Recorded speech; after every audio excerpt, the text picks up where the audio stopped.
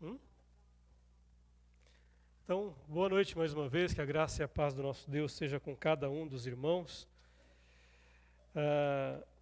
Hoje nós continuaremos nosso estudo em 1 Coríntios, e o capítulo de hoje é o capítulo 7, nós estamos terminando o capítulo 7, e ao terminarmos o capítulo 7, nós chegamos exatamente ao meio de 1 Coríntios. Eu não sei quantos irmãos têm acompanhado aí, mas hoje é o 27º estudo em 1 Coríntios. Se a gente chegou no meio, ainda tem mais um ano aí para a gente estudar, né? Quase. Quase mais um ano aí. Ou pelo menos meio ano. Meu Marlene disse que está gostando do estudo, está levando bastante cintada, bastante chicotada. Ah, não, é o Jace que fala isso, né? Ei, Jace, te peguei agora, hein, cara?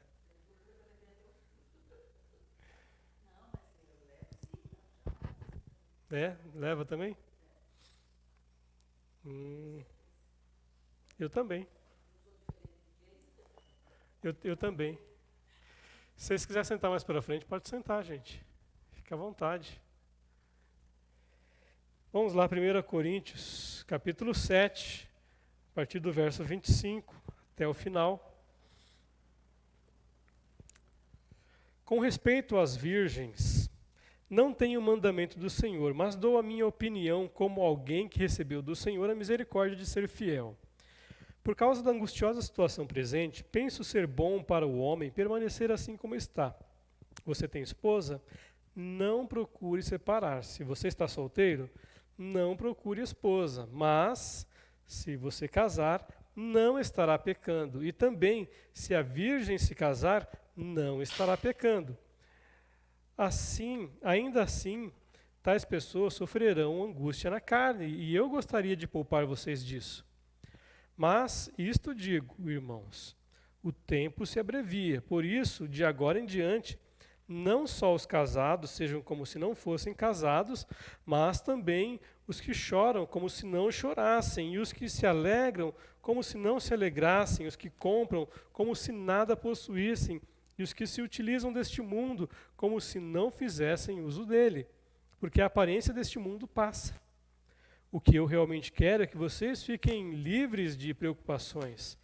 Quem não é casado cuida das coisas do Senhor, de como agradar ao Senhor, mas o que se casou cuida das coisas do mundo, de como agradar a esposa, e assim está dividido. Também a mulher, tanto a viúva como a virgem, cuida das coisas do Senhor para ser santa, assim no corpo como no espírito, mas a mulher casada se preocupa com as coisas do mundo, de como agradar ao marido.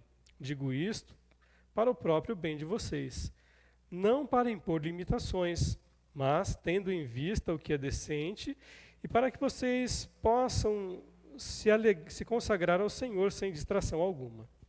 Mas, se alguém julga que trata de modo impróprio a sua virgem, e se ela tiver passado da flor da idade, e se as circunstâncias o exigem, faça o que quiser, não peca que casem.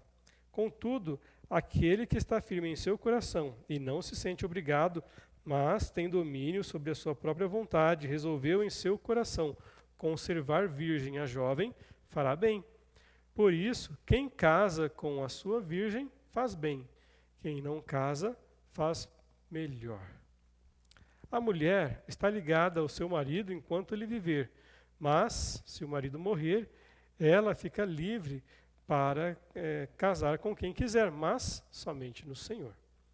Porém, ela será mais feliz se permanecer viúva, segundo a minha opinião. E penso que também eu tenho o Espírito de Deus. Vamos orar? Pai querido, nós te agradecemos por este dia que o Senhor nos deu, por este texto que acabamos de ler. Te agradecemos, ó Deus, porque até aqui o Senhor tem nos abençoado, tem nos guardado do mal. E eu te peço, ó Deus, santifica-nos, ó Pai, purifica a nossa mente, o nosso coração. Dá-nos sabedoria para compreender a Tua palavra e que ela venha cravar, ó Deus, em nosso coração, de modo que deixe marcas, ó Deus, e que possamos viver plenamente para o Senhor, buscando a Tua presença em todo o tempo. Nós te pedimos em nome de Jesus. Amém.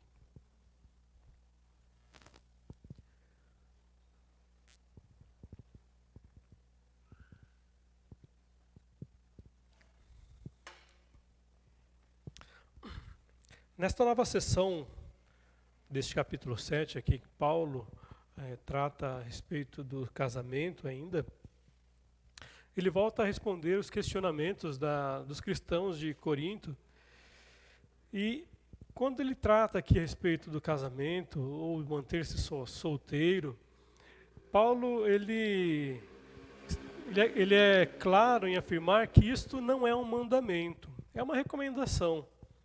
Então ele recomenda que os cristãos, e aqui quando fala das virgens, ele não está falando apenas das mulheres, apesar do termo ser específico, né, com relação às mulheres, mas está falando com relação aos solteiros de um modo geral também.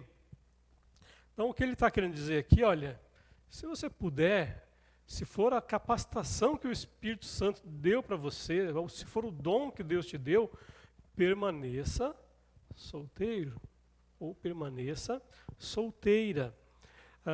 Então ele dá aqui uma recomendação com base naquilo que ele estava experimentando, com base naquilo que ele vivenciava. Muitos historiadores dizem que Paulo era um homem solteiro. Alguns outros, não sei onde eles encontram base para isso, mas afirmam que Paulo poderia também ser um viúvo. Eu não sei se ele era solteiro, se ele era viúvo. Também pouco importa qual era a condição dele. O fato é que, quando ele escreve esta carta, ele está sozinho.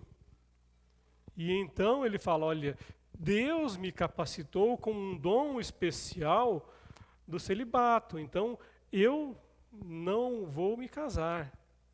Eu vou permanecer solteiro para poder trabalhar livremente para o Senhor. Então, com base nessa experiência, ele recomenda também aos outros que não se casem, mas também reconhece que esta não é uma capacidade que todas as pessoas têm, de permanecerem solteiros para o resto da sua vida. Realmente a pessoa tem que ter uma capacitação de Deus para isso, porque não é fácil também a pessoa se manter solteira e se manter pura. Tanto é que Paulo fala, um pouco anterior aqui no mesmo capítulo 7, olha, se for para ficar abrasado, ou seja, se for para ficar olhando para as meninas por aí, ou olhando para os homens com desejo sexual, então é melhor você se casar, do que você viver com uma vida de pensamentos lascivos, de pensamentos impuros, ou até mesmo uma vida de impureza sexual. E aí, quando ele fala de uma vida de impureza, uma vida de realmente com relacionamentos de uma pessoa que mantém uma vida sexual ativa sem ser casado, sem que tenha abraçado o matrimônio. Então, Paulo recomenda, mais uma vez, a todos aqueles cristãos de Corinto que, se possível, se tiverem essa capacidade do Espírito Santo, permaneçam solteiras. E aí ele vai colocar aqui no verso 26, aliás, no verso 25, né, que ele recebeu do Senhor a misericórdia de ser fiel. Fiel no quê? Fiel nesse propósito de manter-se puro, de manter-se casto para o Senhor. Por causa da angustiosa situação presente, no verso 26, penso ser bom para o homem permanecer assim como está. E aí ele completa, você tem esposa? Não procure separar-se. Você está solteiro? Não procure esposa. Mas se você casar, não estará pecando. E também, se a virgem se casar, não estará pecando. Ainda assim, tais pessoas sofrerão angústia na carne, e eu gostaria de poupar vocês disso. É interessante a gente pensar aqui a situação em que Paulo está relatando isso aqui. Pensa que a igreja primitiva, nessa época aqui, ela devia ser mais ou menos aí meados do século 60 entre 60 e 80 depois de Cristo. Eu não sei, eu não procurei saber bem a data exata, mas o fato é que a igreja vivia uma constante perseguição, fosse dos judeus, fosse do Império Romano. Então, Paulo, quando ele fala assim, em vista da angustiosa situação que nós estamos vivendo, ou seja, você está vendo que nós estamos vivendo em perseguição, você está percebendo que nós estamos vivendo uma situação difícil. Então, para que se casar e viver uma angústia ainda maior? Porque você imagina só, você ser uma pessoa casada e se preocupar em o seu cônjuge sair para a rua para trabalhar, por exemplo, e de repente não voltar porque ele foi denunciado e foi preso ou foi mesmo morto por causa do evangelho. Imagina a angústia que a esposa sente ou a angústia que o esposo sente de passar de repente por uma situação como essa. Então, Paulo ele é bem claro aqui e diz, olha, eu quero poupar vocês dessas angústias, eu quero poupar vocês das dificuldades, dos problemas que tem. Não é somente, ele não está falando aqui somente dos problemas de relacionamento conjugal, né, que sempre existem e não é novidade para nós, como não era novidade no tempo bíblico. A ideia de Paulo aqui não é falar que, olha, vocês vão ter problemas no casamento, vocês vão ter dificuldade no relacionamento. Não é esse o X da questão.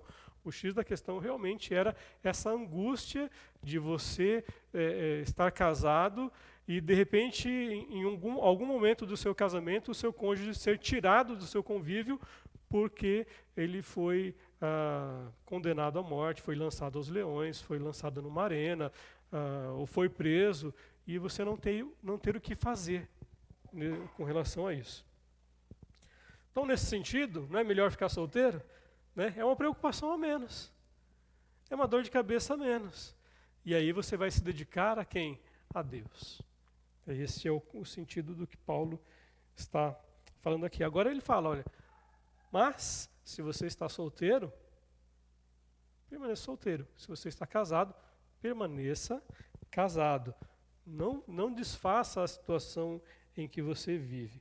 Mas, em todo caso, se ainda assim, mesmo sabendo desse momento que nós estamos vivendo, essa angústia toda, se você decidir casar, não tem problema, você não estará pecando, você continuará vivendo uma vida digna diante de Deus, casado. Ok? Mas isto digo, irmãos, o tempo se abrevia. Verso 29. Por isso, de agora em diante, não só os casados sejam como se não fossem casados, mas também os que choram como se não chorassem, e os que se alegram como se não se alegrassem, os que compram como se nada possuíssem, e os que se utilizam deste mundo como se não fizessem uso dele. Porque a aparência deste mundo passa. Em outras palavras, Paulo está falando assim, olha, pessoal, a volta de Cristo está chegando. O tempo de nós sermos chamados, eles tinham essa ideia, né, de que o arrebatamento da igreja, a volta de Cristo era algo iminente, que poderia acontecer a qualquer momento. Em especial, em se tratando que eles estavam vivendo um momento de aflição, tal qual Jesus Cristo havia predito que aconteceria. Né, Jesus falou assim, olha, vai haver uma grande tribulação e tal, e a igreja vai ser arrebatada. A gente sabe a história, a gente sabe que isso não aconteceu naquela época, nós estamos aqui ainda. Né? Então, Paulo está falando, olha, o tempo está chegando, o tempo está se encurtando. Tá? Então, vivam de maneira simples. Vivam de um modo sem levantar suspeitas, viva de um modo que não chame a atenção das pessoas para vocês. no sentido justamente de não despertar nas pessoas, nos perseguidores, os olhares deles para acusar-nos de que nós, ou de que os cristãos ali, eram pessoas que estavam se colocando numa posição contrária ao império. Um dos motivos da igreja ser perseguida é porque tinha-se essa ideia de que os cristãos eles pregavam um outro reino, né? Só que as pessoas não entendiam que outro reino era esse. Eles não entendiam que o reino que os cristãos pregavam não era um reino terreno, não era um reino humano, era um reino espiritual. Então, por causa dessa pregação de que nós fazemos parte de um outro reino,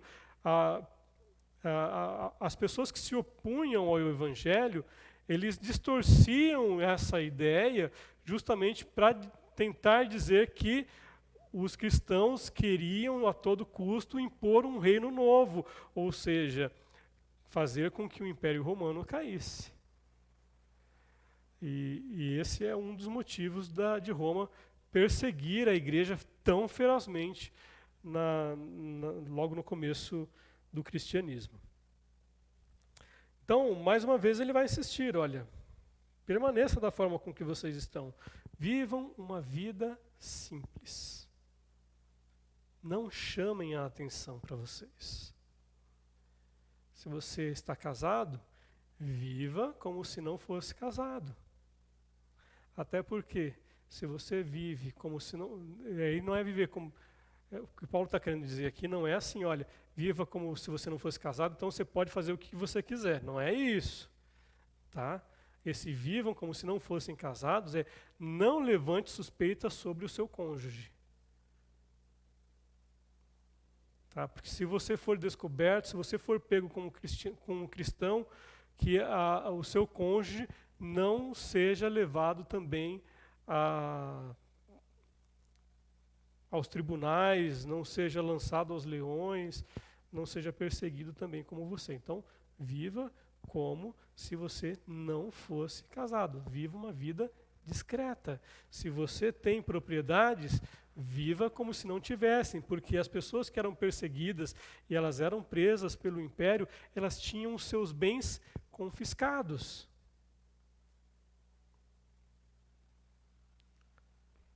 Tá? Então, a ideia é justamente essa, de você ter uma vida simples, uma vida que não chame atenção, uma vida discreta. Ok? Até aí tudo bem? Se vocês acharem que eu estou falando alguma besteira, pode falar assim, pastor, não é bem assim não concordo. Tá? Vocês têm liberdade também para discordar. Ou para, de repente, falar assim, olha, eu penso diferente. Viu? Se pensar diferente, pode falar também. Tá bom?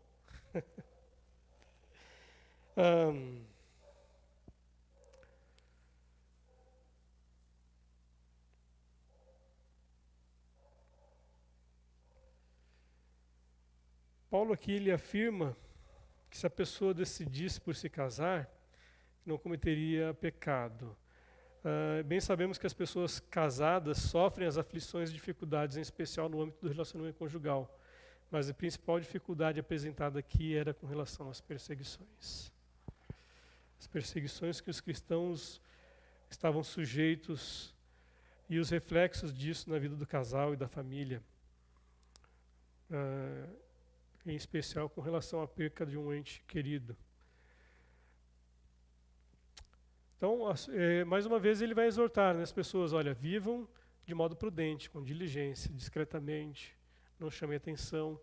Se possível, passem despercebidos. Até mesmo porque todas as situações e circunstâncias, por mais contrárias ou melhores que sejam, elas são passageiras. Não precisa ostentar, não precisa ficar mostrando, olha, eu tenho, eu posso, eu faço. Tudo passa. Então, viva de modo simples, porque tudo nessa vida passa. Paulo reforça aqui mais uma vez que aquilo que ele desejava era que as pessoas não passassem por dificuldades e preocupações desnecessárias ou acima das expectativas. Verso 32 diz: o que eu realmente quero é que vocês fiquem livres de preocupações. Quem não é casado, cuida das coisas do Senhor, de como agradar o Senhor.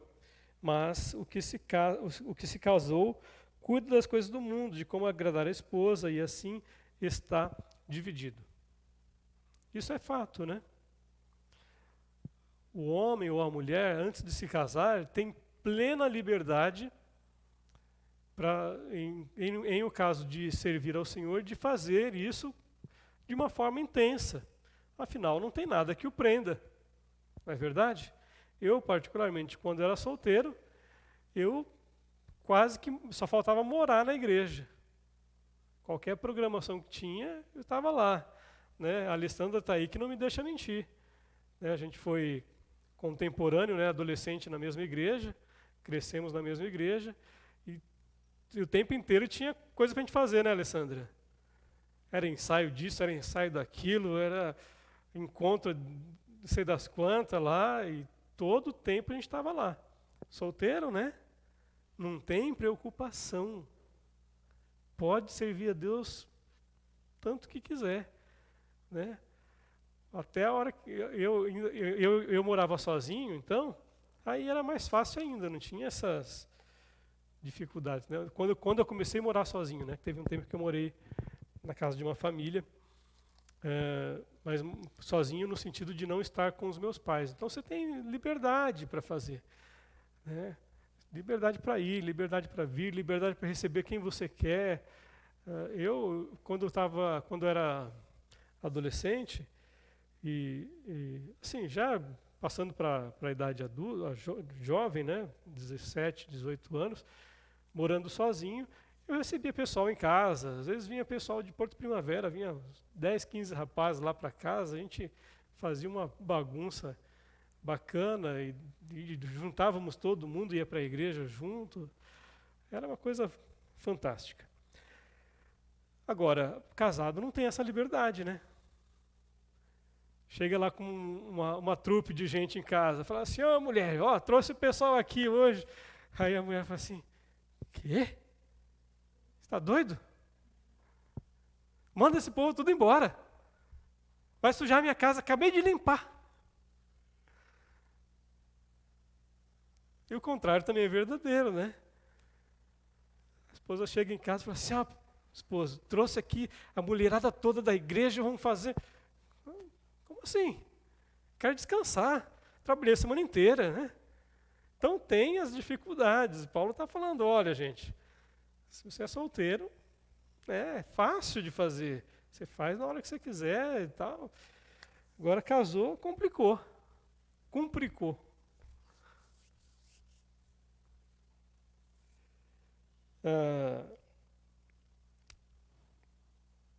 E Paulo fala, né? Eu quero que vocês fiquem livres de preocupação.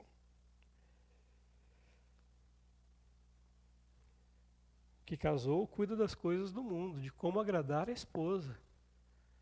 Então, não vai chegar lá com uma trupe de gente e falar assim: agora vamos fazer uma festa aqui, esse povo tudo vai dormir aqui em casa. Não é bem assim. E aí vai querer fazer coisa para agradar a esposa, né? A esposa começou a falar assim: marido, você está muito na igreja, né?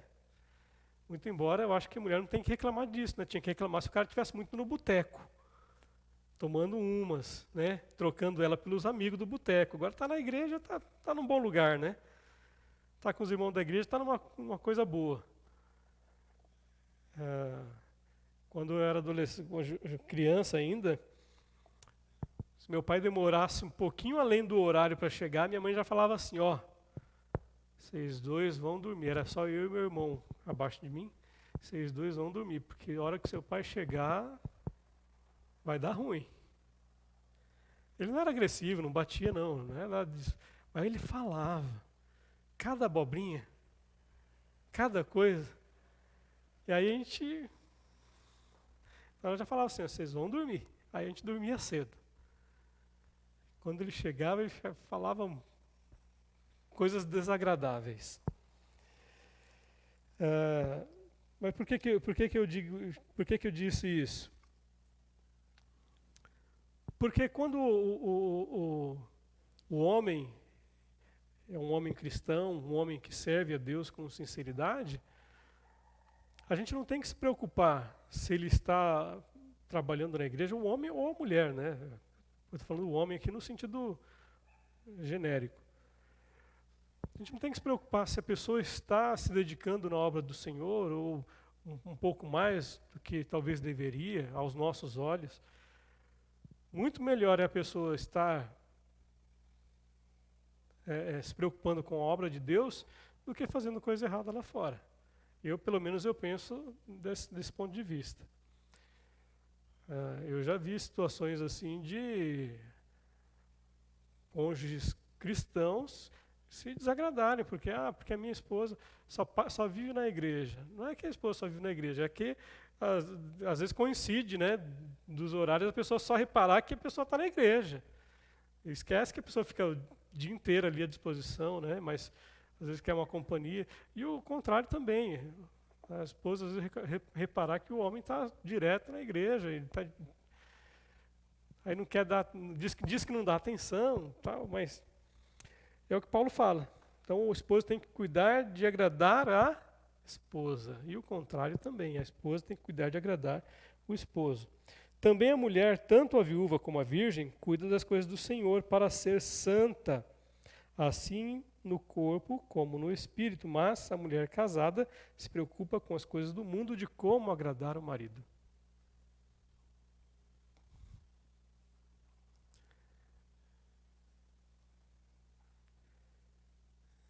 É um jogo difícil, né? Porque você tem que equacionar a sua vida, tem que equacionar o seu tempo. Você tem que saber que você tem que dedicar o tempo à sua família, ao esposo, aos filhos, à casa, mas também tem que dedicar tempo ao Senhor. E aí, como é que faz? Como é que equaciona tudo isso? Então, nesse sentido que Paulo diz, olha, viúva, permaneça viúva. A irmã Raimunda fez bem, continua viúva. Né, irmã Raimunda? Tá aí, ó, tá livre, né, irmã Raimunda? A hora que quiser, pode fazer o que bem entender, né? E aí o verso 35 diz, digo isto para o próprio bem de vocês, não para impor limitações. Paulo deixa muito claro, olha, estou falando isso que eu quero o melhor para vocês se dedicarem a Deus, para vocês se dedicarem ao Senhor. Não quero limitar vocês em coisa alguma, mas tendo em vista o que é decente e para que vocês possam se consagrar ao Senhor sem distração alguma. Ou seja, Paulo mais uma vez reforça. E isso eu estou falando para vocês, se forem para vocês viverem de modo decente, sem ficar se abrasando, sem ficar com, como diz o pessoal, com pouca vergonha por aí, né? Se não for para ficar com pouca vergonha, então dedique-se ao Senhor. Consagre-se ao Senhor. Não tenha distrações, porque o casamento ele vai gerar distrações. Ou seja, você vai ter que se dedicar à esposa ou se dedicar ao esposo. Mas se alguém julga que trata de modo impróprio a sua virgem, se ela estiver passada da flor da idade, e se as circunstâncias o exigem, faça o que quiser. Não peca que casem. Contudo, aquele que está firme em seu coração e não se sente obrigado, mas tem domínio sobre a própria vontade, resolveu em seu coração conservar virgem a jovem, fará bem. Por isso, quem casa com a sua virgem faz bem, quem não casa faz melhor. Paulo está explicando aqui, está falando aqui um conceito que era muito comum à igreja daquela época, às pessoas daquela época. Os casamentos, eles eram em geral arranjados, né? As famílias, tenho meu filho e ele pode casar aqui com a sua filha, né? E faziam esses arranjos, como até não muito tempo atrás, né? No século passado ainda fazia isso. E até meados do século passado ainda tinha muito desses casamentos arranjados. Então, naquela época isso era muito comum. Ou também, às vezes, os jovens se prometiam uns aos outros, né, quando não haviam esses casamentos arranjados, e aí eles se guardavam para o outro, um para o outro, tanto o rapaz quanto a moça. Então, nesse sentido aqui, Paulo está falando, olha, se alguém que julga que trata de modo impróprio a sua virgem, ou seja, a sua noiva, aquela mulher que foi prometida a ele desde a infância ou da sua juventude, se ela tiver passado a flor da idade e as circunstâncias exigirem, ou seja, se você estiver obrigado a casar, um compromisso que não pode ser desfeito, case. Agora, se esse compromisso puder ser desfeito, então não case. Se você acha que você consegue se manter puro, se você acha que consegue se manter casto no seu coração, firme no seu coração, não se sente obrigado, e tem domínio, olha só interessante isso aqui, ó, mas tem domínio sobre a sua própria vontade, sobre os seus próprios impulsos sexuais, e resolveu em seu coração conservar virgem a jovem, fará bem. Tá, então, se você não é obrigado por um compromisso firmado entre as famílias a casar, e você quer manter a sua jovem pura, fiquem solteiros. E os dois se dediquem ao Senhor. Por fim, Paulo vai falar agora às mulheres, né? Também trazendo para o nosso tempo aos homens, né? A mulher está ligada ao seu marido enquanto ele viver. Por que Paulo fala isso aqui para as mulheres? Porque a mulher, ao contrário do marido, ela não tinha o direito de dar ao marido a carta de divórcio. Só o marido poderia fazer. Então, nesse sentido, ela não poderia divorciar-se. E ela se manteria presa ao matrimônio enquanto o marido vivesse. Enquanto o marido fosse vivo, ela tinha um compromisso com o marido. Não tinha como se desvencilhar desse compromisso. Então ele diz, a mulher está ligada ao seu marido enquanto ele viver, mas se o marido morrer, ela fica livre para casar com quem quiser, mas, e aí tem um porém aqui, né? Mas somente no Senhor. Então, mulher, se o seu marido morreu, se você está livre do compromisso do matrimônio e você deseja se casar, então se case, mas com uma pessoa da mesma fé, com um outro cristão. Não vai arrumar um jugo desigual. É isso que Paulo está querendo falar. Case-se, mas somente no Senhor. Porém, ela será mais feliz se permanecer viúva. O que Paulo diz aqui é claro, né? Não tem uma interpretação para isso. É simples. Se você quiser casar, você casa, mas o melhor mesmo é que você continue viúva. Permaneça solteira, para que você possa se dedicar a Deus, se consagrar a Ele. Desta forma, voltando um pouquinho lá, né, o que se casa faz bem, mas o que permanece solteiro faz melhor ainda. E o conselho é o mesmo aqui para as viúvas. Tá? Se você quiser ficar viúva, se não quiser se comprometer com mais ninguém, você faz muito bem. Tá? Vai ser mais feliz ainda. Alguém pode dizer assim, mas que conselho que Paulo está dando, né?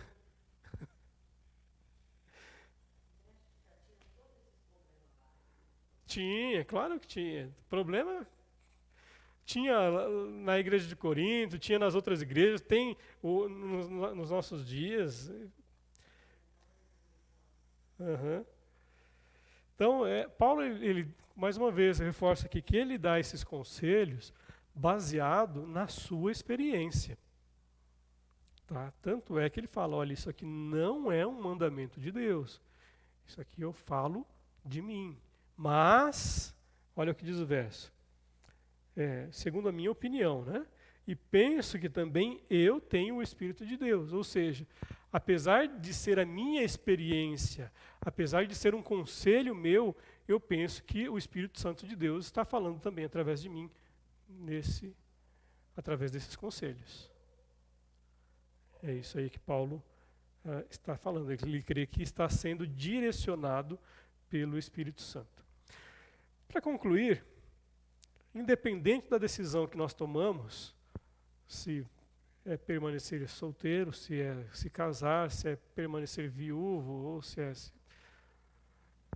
Independente da decisão que nós tomarmos, devemos ter em mente que em qualquer situação precisamos viver de modo digno, buscando e servindo a Deus, agradando ao Senhor com todas as nossas forças em tudo o que nós fizermos. Obviamente que dentro das limitações que cada situação impõe, né? Como eu disse, o solteiro tem menos limitações, tem menos restrições do que uma pessoa casada. O casado ele vai ter que se dividir entre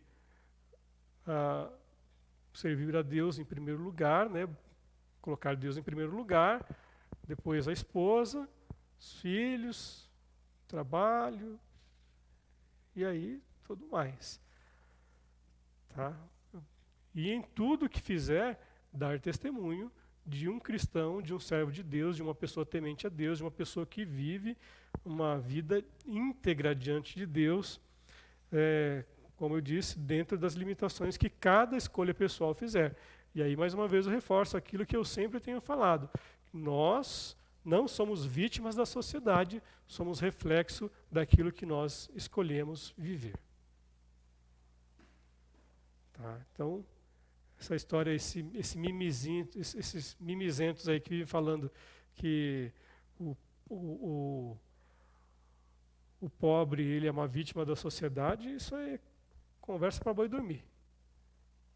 Nós somos vítimas das nossas escolhas ruins, isso sim. Se eu escolher não estudar, eu vou ter que me sujeitar aos trabalhos que vão me dar uma remuneração menor, a trabalhos mais difíceis. Estou falando disso numa situação de estudo, mas existem outras situações. Se eu me dedico com afinco em fazer bem aquilo que eu faço, automaticamente as pessoas que estão ao meu redor vão perceber isso e no devido tempo, em algum momento, alguém vai reconhecer isso e vai me levar a um ponto de maior sucesso no trabalho, por exemplo. Se eu for citar um exemplo pessoal aqui, eu já falei isso, vou repetir, eu tinha tudo para dar errado nessa vida. Sou filho de mãe solteira.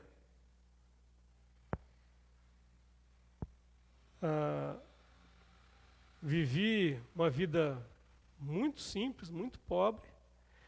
Essa semana eu estava conversando com minha mãe e falei assim, eu lembro às vezes que a gente tinha que, às vezes, ir para a feira pegar a xepa. Né? O que é a xepa? A xepa é o que sobra. Aquilo que o pessoal vai jogar fora. Não tenho vergonha nenhuma de dizer isso. Para a gente poder ter alguma coisa em casa, porque o salário que o papai ganhava não era o suficiente.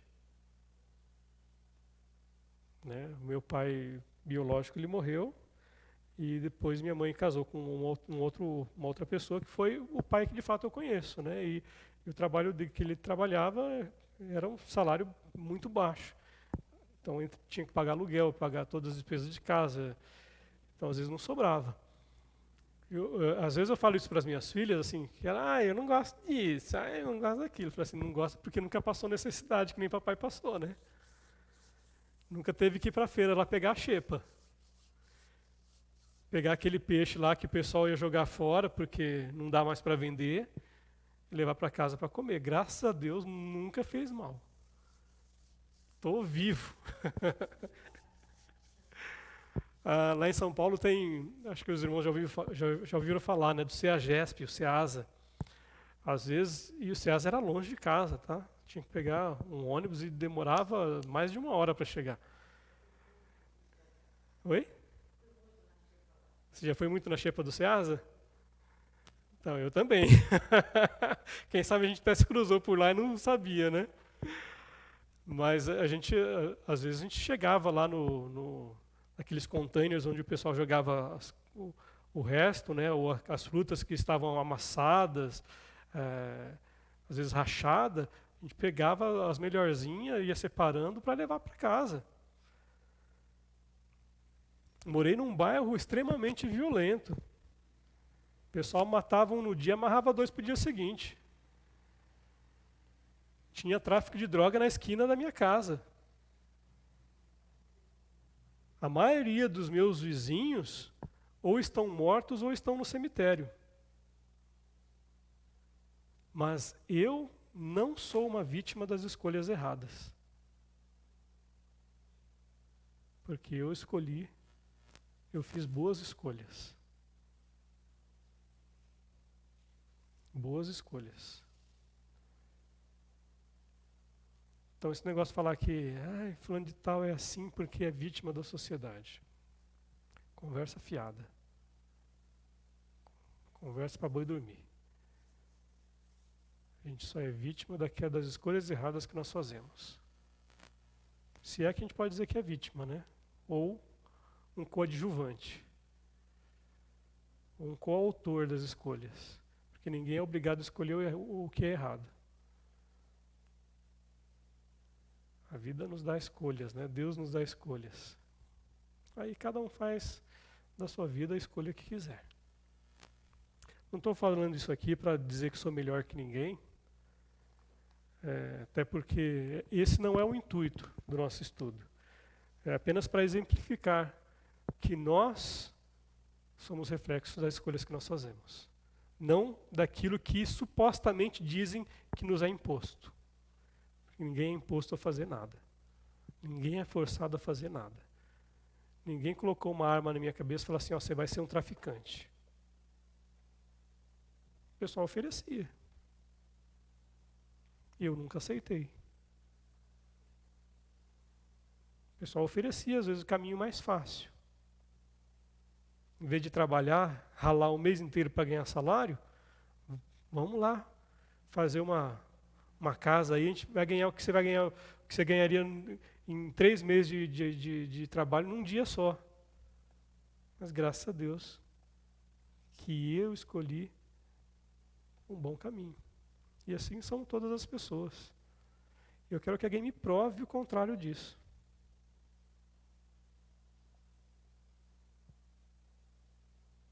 Se alguém puder me provar o contrário, por A mais B, pelas experiências próprias que tiveram, tudo bem.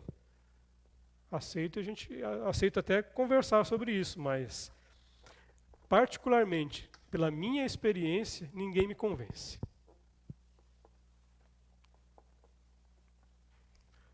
Se pedir para a irmã Marlene contar a história dela aqui,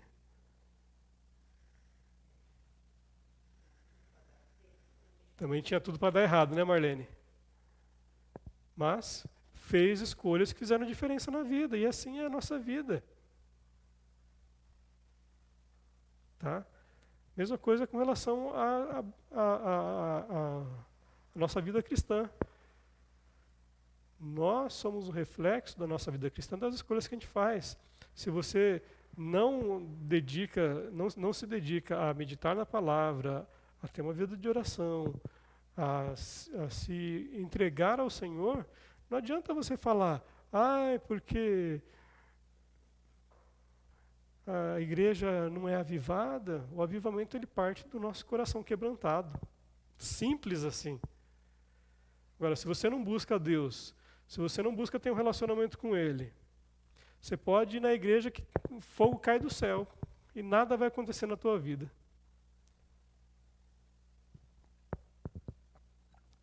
Se o fogo não cair primeiro no teu coração. É isso aí, gente, que tinha para hoje. Depois nós continuamos no próximo ano. Né, Marlene? Ano que vem eu continuo, né, em 1 Coríntios. Então, é isso aí. Deus abençoe cada um de vocês. Ano que vem a gente retoma aí 1 Coríntios capítulo 8. Se o Jason não quiser continuar, né, vai que de repente ele fala assim, eu vou continuar esse negócio aí, eu vou falar melhor que meu pastor, porque eu estudo mais que ele. O cara sabe, o cara manja. Ele fica fazendo essa onda aí de, né, não sei nada, mas o cara manja.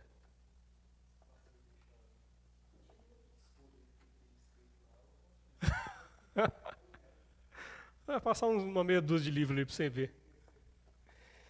Mas é isso aí, gente. Vamos orar então. Ô Jason, ora aí para a gente encerrar.